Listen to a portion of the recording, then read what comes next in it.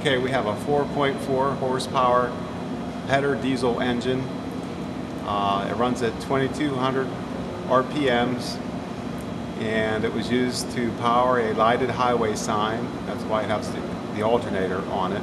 It charged a bank of batteries.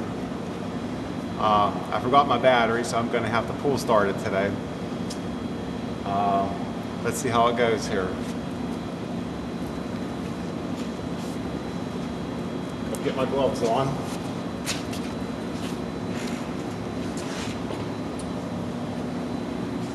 Already got the string wrapped around the pulley.